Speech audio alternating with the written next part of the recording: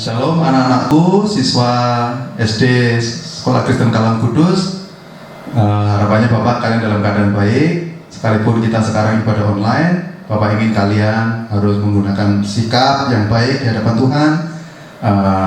Kalian harus duduk dengan tenang, berkonsentrasi selama ibadah, dan kiranya teman-teman juga bisa menyimak dengan baik dari awal hingga akhir. Saat ini sebelum kita mulai ibadah, kita berdoa dulu yuk. Kita berdoa ya. Tuhan Yesus, saat ini kami akan belajar tentang firman-Mu, tentang bagaimana merawat taman yang Tuhan berikan, bumi yang Tuhan berikan buat kami manusia hidup. Kiranya Tuhan, apa yang kami pelajari dapat kami mengerti dan dapat berbuah dalam tindakan kami sehari-hari. Hanya di dalam nama Tuhan Yesus kami berdoa dan memohon kepada-Mu. Amin. Oke, sebelum kita belajar tentang firman Tuhan, Pak Guru akan mengajak kalian untuk bernyanyi satu lagu yang menggambarkan tentang alam ciptaan. Ada burung yang berkicauan, ada matahari yang memberikan sinarnya untuk melakukan fotosintesis ya di tumbuh-tumbuhan, juga memberi kehangatan buat tubuh kita, juga bunga-bunga ya. Kita nyanyikan lagu ini, pasti kalian pernah mendengar lagu ini, semesta bernyanyi ya. Burung-burung berkicauan, nah begitu lagunya ya. Kita nyanyikan ya, kita nyanyikan 2 kali.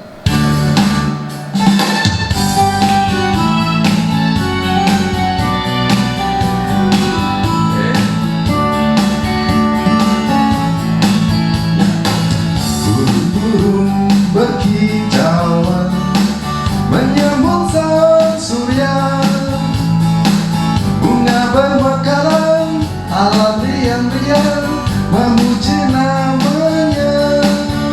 Oke, tunggu ya Dek, kita sepertinya lagunya ketinggian, kita akan ulangi ya.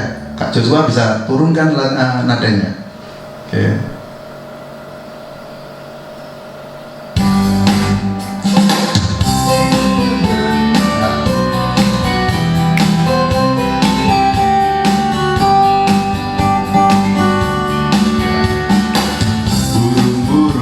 Berkicauan menyambut sang surya, bunga bermekaran, alam riang-riang memuji namanya. Semesta bernyanyi karena kasih-Nya, tak berubah sampai selamanya. Puji agungkan namanya. Kita ulangi lagi dari awal. Burung-burung berkicauan. Burung-burung berkicauan menyambut sang surya, bunga bermekaran, alam riang-riang memuji namanya. Semesta bernyanyi karena kasih-Nya, tak berubah sampai selamanya. Puji agungkan namanya. Hanya Tuhanlah yang layak untuk dipuji. Hanya Tuhanlah yang layak untuk dipuji. Ya, Mazmur 19 ayat 1 mengatakan bahwa alam semesta ini menceritakan kemuliaan tentang Tuhan. Ya, begitu kita melihat alam yang begitu indah, ada danau, ada gunung, ada tumbuhan dan bunga-bunga yang cantik. Itu tidak mungkin terjadi begitu saja, tidak ada yang mencipta. Pasti ada yang mencipta. Pasti ada Tuhan yang sangat hebat mencipta alam semesta ini. Nah, kita sebelum akan belajar tentang firman Tuhan hari ini, kita menyanyikan satu lagu untuk menyambut firman Tuhan. Pasti kalian juga pernah mendengar lagu ini kan? Firman Tuhan ada di hatiku, ada di langkahku, ada di hidupku. Nah, ini kita akan nyanyikan lagu yang sangat baik ya. Ini lagu yang seperti tertulis di Ulangan 6 ya. Kita harus merenungkan firman Tuhan dimanapun kita berada. Mari Kak Joshua, kita angkat lagu ini, musiknya.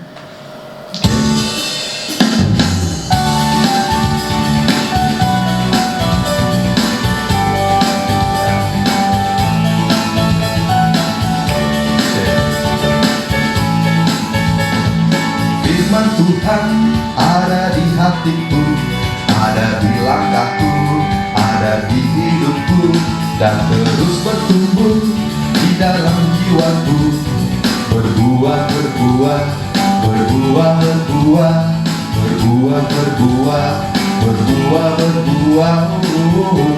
Kita nyanyikan sekali lagi ya. Firman Tuhan ada di hatiku, ada di langkahku, ada di hidupku, dan terus bertumbuh di dalam jiwaku.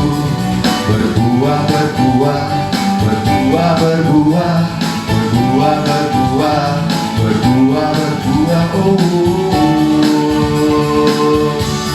Ini firman Tuhan harus berbuah dalam kehidupan kita.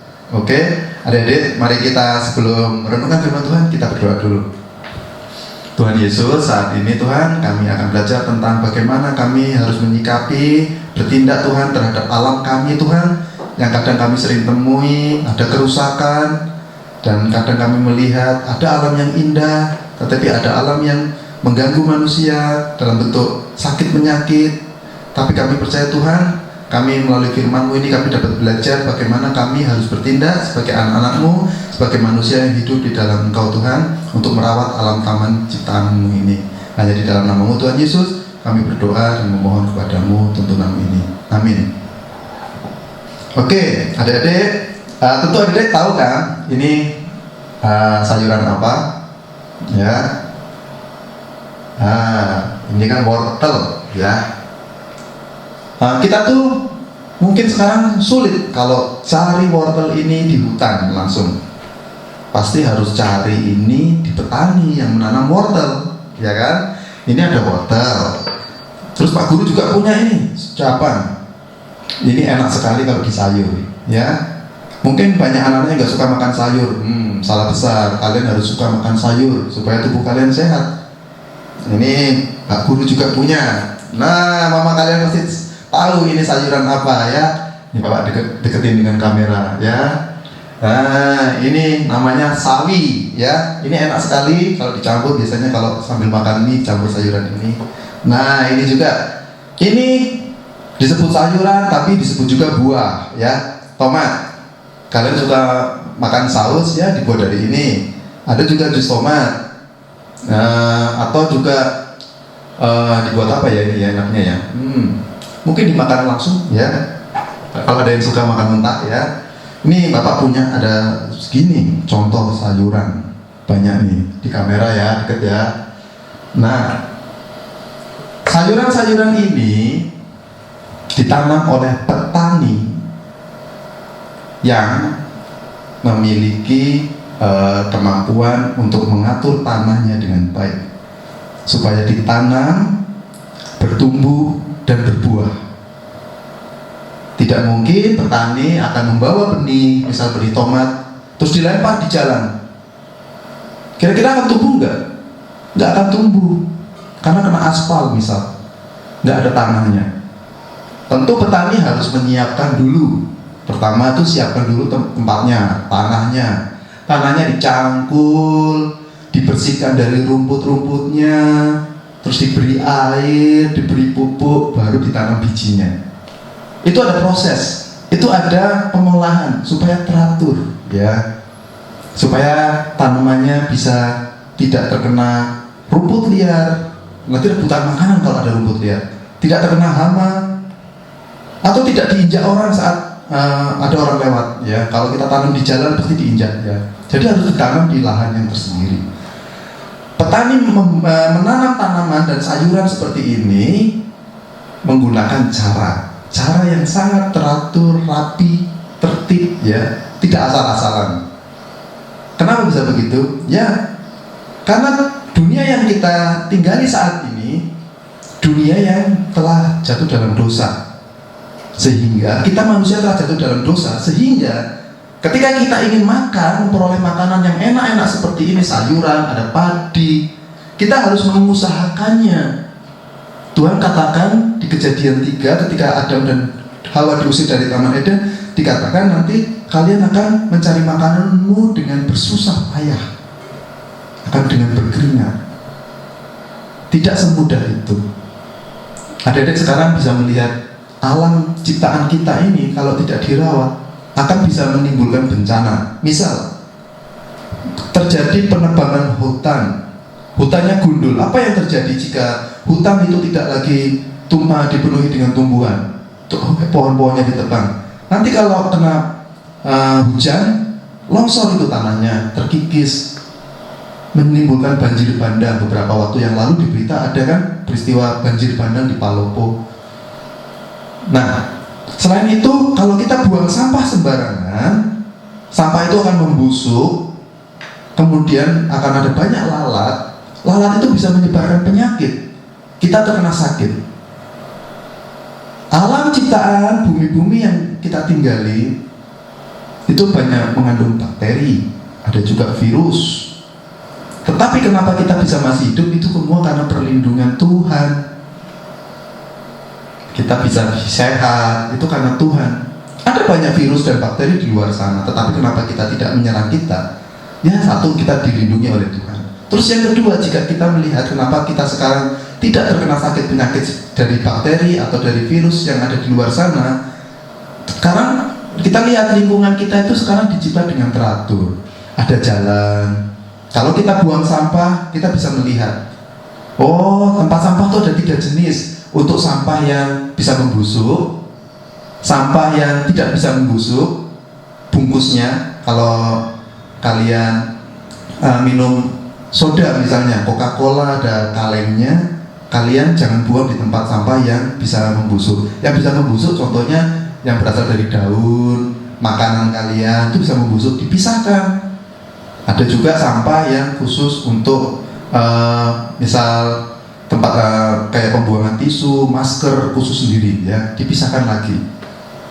Nah, ini sampah-sampah itu pun pembuangan sampahnya harus tertib, teratur. Nah, adik-adik pun nanti berlatih kalau di rumah atau di sekolah membuang sampahnya pun harus begitu, harus teratur, rapi. Jangan asal-asalan. Daun semua masuk di tempat kaleng untuk Coca-Cola, di tempat sampah yang tidak membusuk, itu salah. Harus dipisahkan supaya nanti pas ada orang yang mengangkut sampahnya bisa memilahnya dengan baik dan membuang sampahnya diolah supaya cepat membusuk dan dikemas dengan sedemikian rupa sehingga sampah itu tidak tercampur, ya, bisa terolah. Nah, itu alam ciptaan kita harus diatur. Tempat sampah harus disediakan. Jalan harus bersih, tempat kita bermain, tempat kita belajar harus bersih. Adik-adik di rumah pun harus bersih.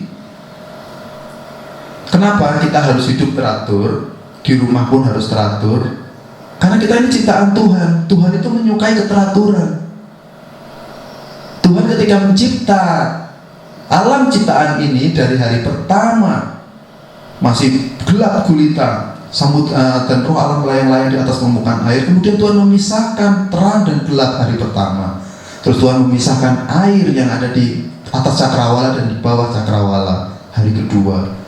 Hari ketiga Tuhan memisahkan daratan dan lautan dan tumbuh-tumbuhan. Baru hari keempat Allah menciptakan benda-benda beneran.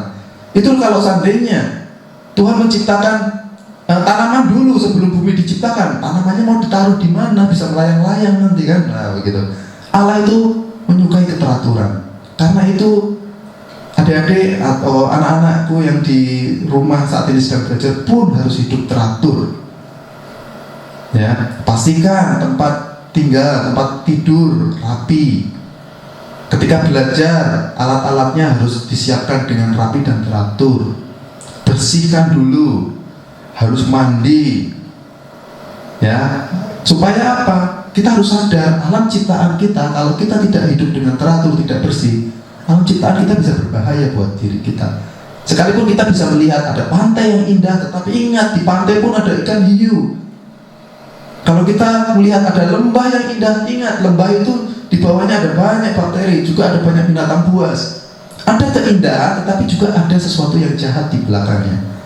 Kita harus mengerti itu. Karena itu kita harus hidup teratur supaya kita kita bisa hidup dengan nyaman. Tapi yang paling penting tujuan kita ketika kita hidup adalah untuk memuliakan Tuhan, untuk menikmati Tuhan, belajar tentang Tuhan, melakukan pengenalan. Saat ini adik-adik belajar di sekolah, belajar tentang matematika, belajar tentang IPS, belajar tentang apapun itu, sebenarnya itu kalian sedang belajar bagaimana nanti kedepannya kalian dapat mengenal Tuhan dengan baik. melalui pelajaran-pelajaran yang sekarang kalian pelajari. Nah, ini pesan dari ibadah saat ini. Tuhan menginginkan kita hidup teratur. Supaya apa? Supaya kita bisa hidup dengan nyaman, agar dapat mampu belajar mengenal Tuhan dengan baik. Kita harus ingat, saat ini Bapak akan menyediakan, memberikan contoh, ada banyak sayuran di sini. Ini didapat tidak mudah. Ini didapat dengan penuh pengorbanan. Ini didapat dengan kerja keras, keringat para petani, dan sampai di sini. Dan kita bisa menikmatinya. Ya, kita harus patut mensyukuri akan hal itu. Demikian, kita nyanyikan sekali lagi, habis itu kita berdoa ya. Ya, kita nyanyikan lagu Semesta Bernyanyi.